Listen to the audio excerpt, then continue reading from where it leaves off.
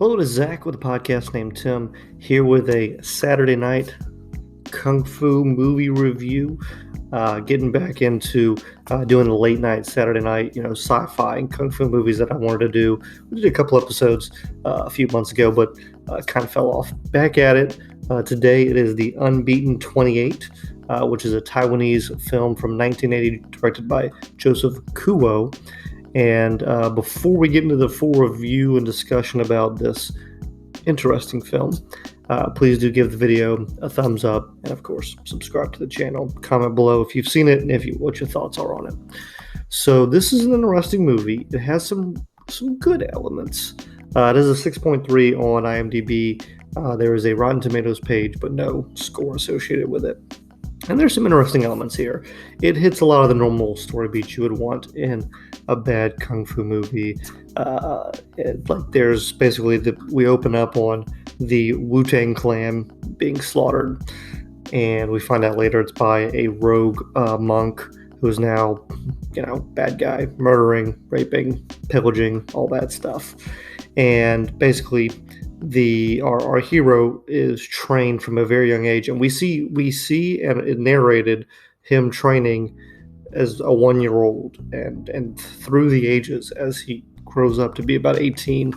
And some of those sequences were very interesting. It talks about feeding him like tiger broth, I think it was, or tiger milk and herbs and all these different broths, and just basically straight up child abuse. Like they're beating the crap out of this kid and forcing him to do this, but it's because the people that he was taken to, that person's family and students all end up getting murdered.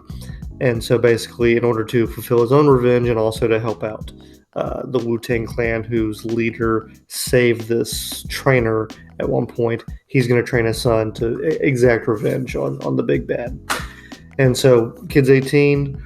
And basically after that, a lot of the plot, he goes away he kind of rejects being the chosen one in some respects. He's like, I don't want to do all this kung fu. It's a lot of work. I'm sick of this. Runs off. And he does go back almost immediately after his sister. It's the guy that raised him. It's his daughter that survived the attack.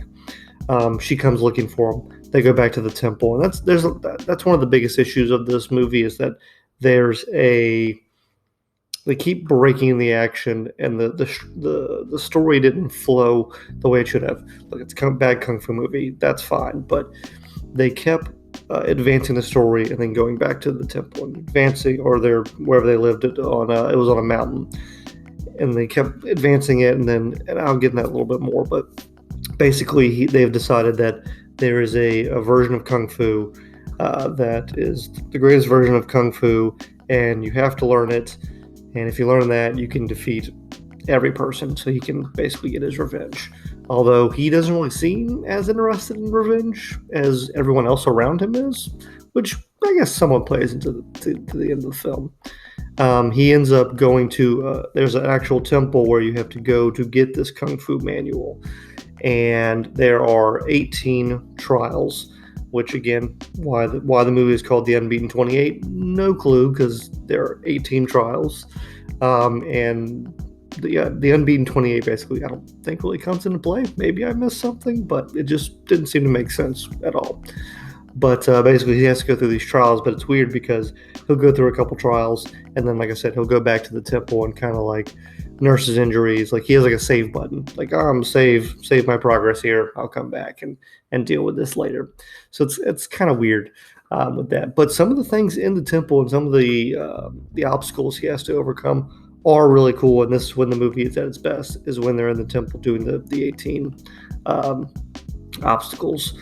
And some of them I would love to see in another movie, and actually handled maybe like in a horror element, because there's a lot of like stone creatures he has to fight. They're stone men, golems, whatever you want to call them, and he's fighting a lot of golems in this.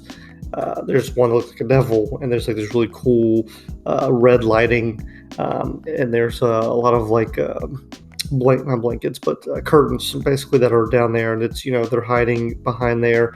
There's another one that's kind of peeking around a corner and keeps disappearing. So I wish this would have had a lot more horror elements to it, because I think that would have been really good, along with not constantly hopping back to the temple, because I feel like once you get to that temple, it should have just kept going from there.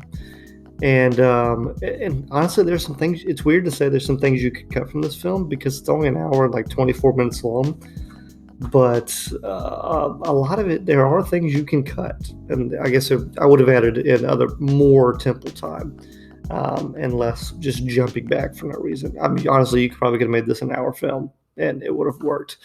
But in the end, he does complete all of the tasks. There's like opening up a door, like where there's like 3 different doors, and you kind of have to like position your body a certain way. There's jumping over a silk bridge. Again, there's like 3 or 4 different golem sections. There's a master of some sort that he has to fight, which is a very effeminate character that is said to be 80 but looks like 20, but we'll just say effeminate. And he has to fight that person who uses monkey and cow and snake and chicken and rat styles. Some of those I've never seen, so those are kind of interesting. And then there's also a section where he just has to get beat, it's like 36 times you have to get hit with these giant sticks by these monks. In the end, he does pass the test, of course, and he gets the book, the manual. Unfortunately, the manual is empty, and he's very angry because he's been training his whole life for this book, and now there's nothing in there. And you know where this is going. Of course, he knew all along, basically, training to beat the obstacles is the test. They do drag this on a little bit, and that message, which was done, in a lot of different movies, but they drag it on because they end up finding out that there is written text in the book I think they got it wet, and they were warming it up with some fire, and that revealed the actual text of the book. And it's basically just tips and details on the actual 18 challenges that he fought in the temple. So I guess it's a way to train to become the best in some respects. And so there's a retired abbot who has some great eyebrows. Like, he's got like these eyebrows that go down to here. They're awesome. And the abbot burns the book and basically says, "You've passed the test. You know everything you need to know. If you want to write your own book, go for it. But this book needs to be destroyed so that no one else can learn." And then we have our end fight with the villain, which feels somewhat tacked on in some respects, because so much of the movie focuses on this temple aspect, and the villain kind of only bookends the film in some respects. But there's a lot of really interesting stuff here. There's the villain uses like a hat, Kung Lao kind of hat. Although it's weird because he doesn't use it at all in the beginning of the movie, so we have like a reverse Chekhov's gun where they don't even show us the prop at all. They just use it. Same thing with our hero. He shows up in a completely different outfit, and he's got it's just like a circle. I guess it's supposed to be metal or something of that nature, but it's nothing. It's not a weapon he has used at all throughout the movie. We haven't seen him train with it. There was even a section in the temple where you had to specifically fight with certain types of weapons, and that wasn't one that he used at all. So that was interesting. But the fight scene's really great between the two of them, and they really incorporate those two unique weapons very well. It's a great fight scene, and in the end, the villain is hit. Basically, the lore in this movie is that every kung fu master, because you have so much built up kung fu energy in you, there is one particular spot that's going to be a weak point. And because you're so powerful, if you hit that one specific weak point, you're basically going to die, because your body just gets shuts down. He ends up fighting the weak point for the villain by taking a giant rock and throwing it, and he hits him kind of right on the back. And it's weird because it cuts back to a scene earlier in the movie where, for some reason, our hero threw a stone and just killed a toad, and it kind of cuts in between of that a little bit. The villain runs away, and he has his own little booby-trapped cave with, again, some more stone elements there. But in the end, our hero shows mercy as the abbots told him to do. Says, not really that I forgive you, but more just I'm not gonna go all out, and I'm not gonna go to the dark side. I've done what I need to do.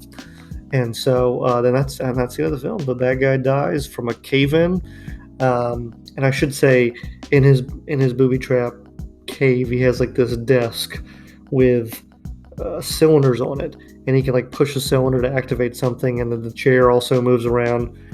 It was kind of a bonkers movie. Again, I think there's a lot of really good elements here. I'd probably give it a 6 out of 10, which is about where it is on IMDb. That's probably an appropriate rating.